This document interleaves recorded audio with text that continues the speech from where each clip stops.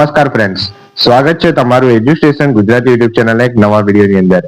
આજના વિડીયોમાં આપણે વાત કરીશું નીટ કાઉન્સેલિંગ 2026 માટેના જે આવશ્યક દસ્તાવેજો એટલે કે ઇમ્પોર્ટન્ટ ડોક્યુમેન્ટ્સ છે જે તમારે એડમિશન પ્રોસેસમાં જરૂર પડવાના છે.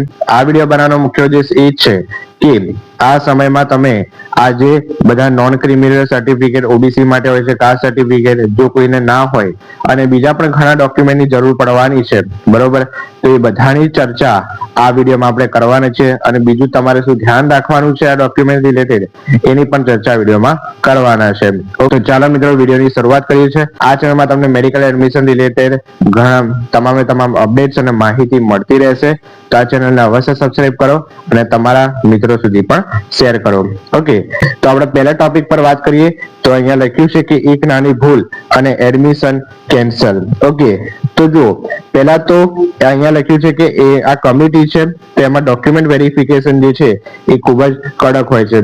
હવે તમારે આમાં કેવું હોય છે કે રજીસ્ટ્રેશન કરાવો, બરોબર છે, ત્યારબાદ હેલ્થ સેન્ટર પર ડોક્યુમેન્ટ વેરિફિકેશન માટે જવાનું હોય છે, બરોબર. તમારા જે બધા ઓરિજિનલ ડોક્યુમેન્ટ હોય એ લઈને, બરોબર. ત્યારબાદ જે એડમિશન કન્ફર્મ કરાવવા માટે જાઓ ત્યારે પણ તમારે આ ડોક્યુમેન્ટની બધી પ્રોસેસ કરવાની હોય છે, બરોબર છે. તો આ કમિટીમાં ડોક્યુમેન્ટ વેરિફિકેશન ખૂબ જ કડક હોય છે.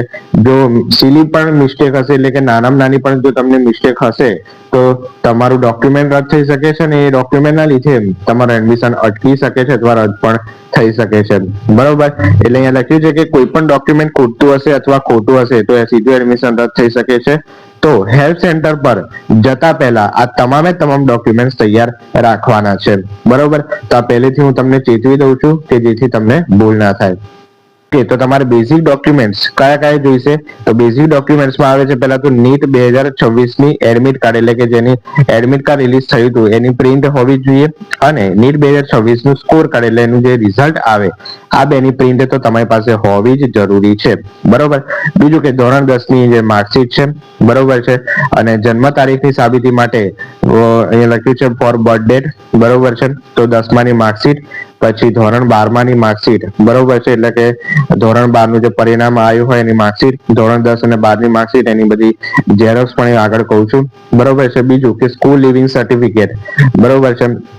અહીંયા એવું લખ્યું છે કે એલસી માં તમારું જન્મ સ્થળ એટલે કે પ્લેસ ઓફ બર્થ લખેલું હોવું ફરજિયાત છે, બરોબર. એટલે એ તો બધાને લખ્યું જશે સ્કૂલ લિવિંગ સર્ટિફિકેટ અથવા તો એના બદલે જો તમારે બર્થ સર્ટિફિકેટ હોય એ બી ચાલતું હોય છે, બરોબર. તો એ બી ચાલશે, બરોબર. એટલે આટલા તો તમને ફરજિયાત જોઈશે જ, બરોબર છે. આગળ બીજા કયા જોઈશે એની વાત કરીએ. ઓકે ફ્રેન્ડ્સ, હવે વાત કરીએ તો ઓળખ અને સરનામાના પુરાવા એટલે કે આઈડેન્ટિટી એન્ડ કોન્ટેક્ટ પ્રૂફ. તો પહેલા તો આધાર કાર્ડ અને માર્કશીટમાં નામનો સ્પેલિંગ એક સમાન હોવો જરૂરી છે, બરોબર. તો આ અગત્યની ટીપ્સ છે.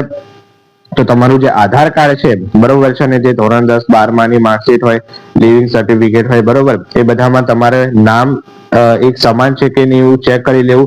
અથવા જો કોઈમાં અલગ હોય, બરોબર છે, તો એના પણ તમે અત્યારે સમય છે તો ચેન્જીસ કરી શકો છો, એમાં કોઈ ટેન્શન લેવાની જરૂર નથી, બરોબર.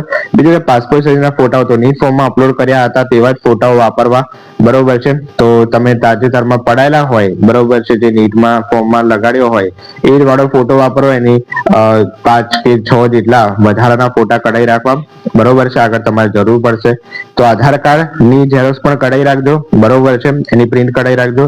અને આ મેં કીધું કે નામ એક સમાન હોવું જોઈએ, ચેક કરી લેજો. પાસપોર્ટ સાઇઝના ફોટાઓની આપણે વાત કરી. બીજું કે વેલિડ મોબાઈલ નંબર અને ઈમેલ આઈડી, યસ, તો આ મેઇન મુદ્દો છે, બરોબર. તો કાઉન્સેલિંગના ઓટીપી અને તમામ અપડેટ્સ માટે એક્ટિવ નંબર જ આપવાનો છે, બરોબર. તો આમાં તમારો પિન નંબર આવે છે, બરોબર છે, જે 14 ડિજિટની પિન આવે, તમારે પિન ખરીદવાની હોય છે 11,000 રૂપિયા આપીને, બરોબર. તો એના માટે તમારે વેલિડ મોબાઈલ નંબર ચાલુ એવો, બરોબર છે, બંધ ના હોવો જોઈએ. તમારું વેલિડ ઈમેલ આઈડી એ બી ચાલુ હોવું જોઈએ, બરોબર. એ બધું ઓળખ અને સરનામાના પુરાવા તરીકે આ બધી બાબત જે છે એ ખાસ અગત્યની તમારે ધ્યાનમાં રાખવાની છે. હવે વાત કરીએ મેઇન વાત, તો અનામત કેટેગરી માટે જરૂરી દસ્તાવેજો એટલે કે જે કેટેગરી વાઇઝ સ્ટુડન્ટ છે, બરોબર, એટલે કે જે ઓબીસી, ઈડબ્લ્યુએસ, પછી એસસી એસટી, બરોબર, અનુસૂચિત જાતિ જનજાતિમાં આવે છે, તો એમાં જો તમે અરજી કરો છો બરોબર રિઝર્વ સીટ પર તો તમારે કયા જોઈશે તો જો અહીંયા લખ્યું છે કે એસસી અને એસટી કેટેગરીના વિદ્યાર્થીઓ માટે ગુજરાત સરકાર દ્વારા ઇસ્યુ કરેલ જાતિનો દાખલો, પછી એસસીબીસી માટે જાતિનો દાખલો પ્લસ લેટેસ્ટ, આ યાદ રાખજો, લેટેસ્ટ નોન ક્રિમિલિયર સર્ટિફિકેટ બરોબર છે. એમસીએલ ની તારીખ લેટેસ્ટ અને માન્ય હોવી જરૂરી છે.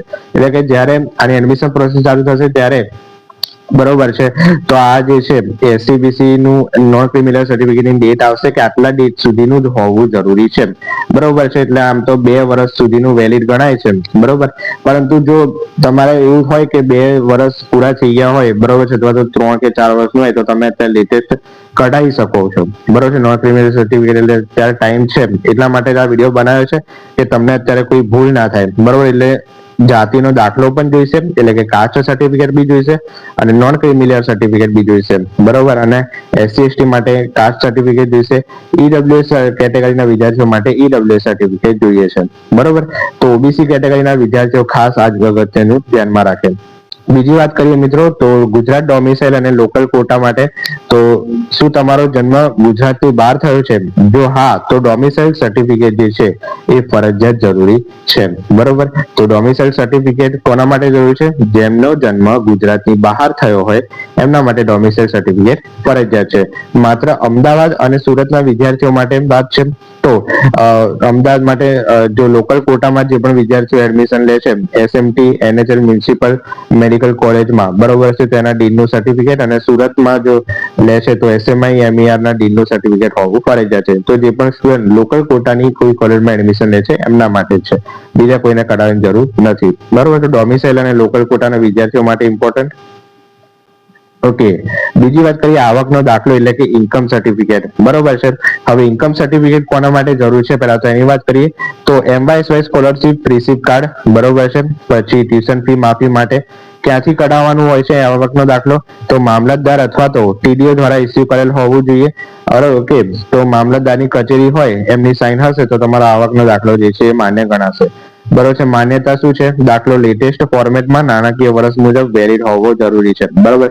તો ઇન્કમ સર્ટિફિકેટ પણ તમારે કઢાઈ રાખવાનું છે. જે પણ વિદ્યાર્થીઓને સ્કોલરશિપનું કામ છે, એમવાયએસવાય છે, સીએમએસએસ યોજના છે, રિસીપ્ટ કાર્ડ જે પણ સ્ટુડન્ટ આવે છે તો મામલતદારની કચેરીમાં જઈને તમે જે માન્ય પ્રોસેસ હોય એ બધી કરીને તમે ઇન્કમ સર્ટિફિકેટ કઢાઈ શકો છો. જો હોય તો વાંધો નથી, ના હોય તો કઢાઈ રાખવાનું છે.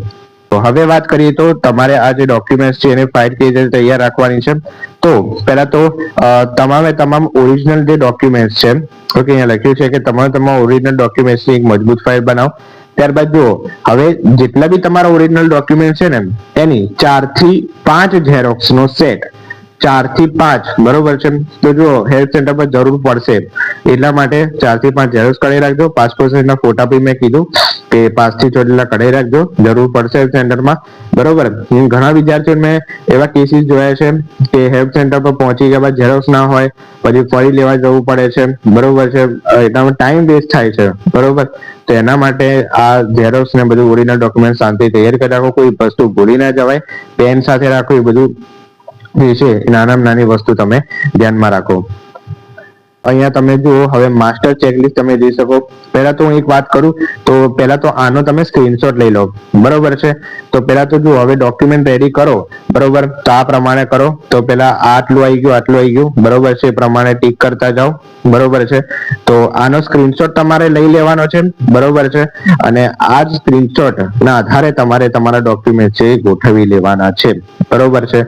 તો હજી રિઝલ્ટ નથી આવ્યું એટલે જો હવે non criminal certificate caste certificate કોઈ પાસે ના હોય બરોબર, કોઈ સ્ટેપમાં મિસ્ટેક મેં કીધું નામમાં હોય તે બધું તમે અત્યારે કરી શકો એટલા માટે વિડીયો બનાવ્યો છે. હજી રિઝલ્ટની વાર છે ત્યાં સુધી એન્જોય કરો વેકેશન બરોબર છે, જેટલું બધું લોડ ના લો બરોબર. આ તમારા ખ્યાલ માટે વિડીયો બનાવ્યો છે ઓકે. તો આનો તમે સ્ક્રીનશોટ લઈને તમે જે ડોક્યુમેન્ટ છે એનું ટેલી કરી શકો છો.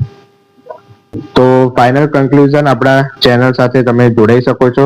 તો આ ચેનલને અવશ્ય સબસ્ક્રાઇબ કરો બરોબર છે. મેડિકલ એડમિશન રિલેટેડ અપડેટ અને આ કાઉન્સિલિંગ સાચી અને સચોટ અને સૌથી ઝડપી માહિતી આ ચેનલ પર આવતી રહેશે. તો ચેનલને અવશ્ય સબસ્ક્રાઇબ કરો અને તમારા મિત્રો અને અન્ય નીટના વિદ્યાર્થીઓ સાથે પણ શેર કરો ઓકે. તો આ ચેનલ તમને ખૂબ જ ઉપયોગી થવાની છે તો આ ચેનલને સબસ્ક્રાઇબ કરી રાખો કે જેથી તમે આ ચેનલને તમારા મિત્રો સુધી શેર કરો કે એમને પણ ખ્યાલ આવે. ઓકે, તો આવા જ વિડીયો સાથે મળીશું. ત્યાં સુધી ગુડ બાય. Thank you.